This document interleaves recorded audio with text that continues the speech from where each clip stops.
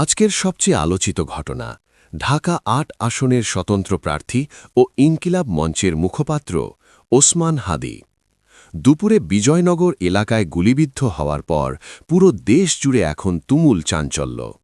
তার শারীরিক অবস্থা, সিসিটিভির নতুন তথ্য, রাজনৈতিক প্রতিক্রিয়া সবকিছু নিয়েই আজকের এই স্পেশাল রিপোর্ট। বিকেল ২টোর কিছু পর ইনকিলাব মঞ্চের কর্মসূচি শেষ করে সঙ্গীদের সঙ্গে বের হচ্ছিলেন ওসমান হাদী। ঠিক তখনই মোটরসাইকেলে করে আসা ২-৩ জন দুর্বৃত্ত খুব কাছ থেকে গুলি চালায়। চোখের পলকে সবকিছু বদলে যায়।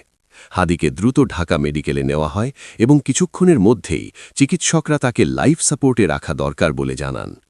ঢাকা মেডিকেল সূত্রে জানা গেছে, গুলি হাদীর মাথা ও মুখের একটি গুরুত্বপূর্ণ অংশে লেগেছে।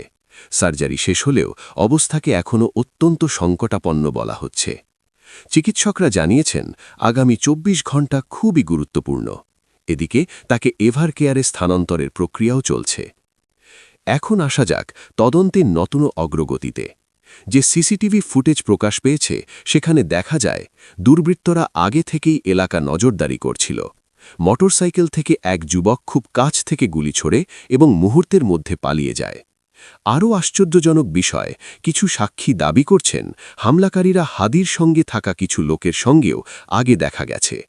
তদন্তে এই অংশই এখন সবচেয়ে আলোচিত। এ ধরনের হামলা ঠিক নির্বাচনের আগে রাজনৈতিক অঙ্গনে বড় প্রশ্ন তুলে দিয়েছে। বিএনপি এই হামলার তীব্র নিন্দা জানিয়ে বলেছে, এটি উদ্দেশ্যমূলক রাজনৈতিক টার্গেটিং। অন্যদিকে প্রধান উপদেষ্টা ড. মোহাম্মদ ইউনুস সরাসরি নির্দেশ দিয়েছেন, হামলাকারীদের দ্রুত গ্রেফতার করে আইনের আওতায় আনতে হবে। এটা তার ভাষায় অগ্রহণযোগ্য ও লজ্জাজনক।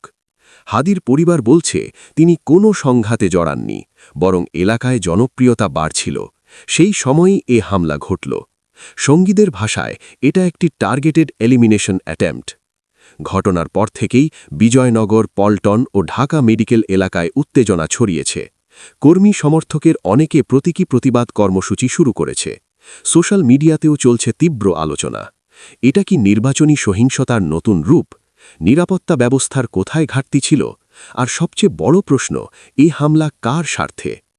বাংলাদেশে নির্বাচন কেন্দ্রিক সহিংসতার নতুন কিছু নয়, কিন্তু একজন সম্ভাব্য প্রার্থীকে সরাসরি রাস্তায় টার্গেট করা, এটা ডেমোক্রেটিক প্রক্রিয়ার জন্য ভয়ঙ্কর সংকেত।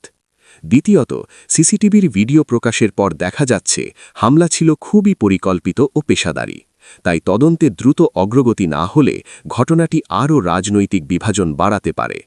ওসমান হাদীর শারীরিক অবস্থা নিয়ে দেশজুড়ে মানুষের প্রার্থনা চলছেই। পরবর্তী আপডেট আসলে আমরা আবার জানাব। এই ধরনের গুরুত্বপূর্ণ ঘটনা ও বিশ্লেষণ পেতে চ্যানেলটি সাবস্ক্রাইব করে পাশে থাকুন।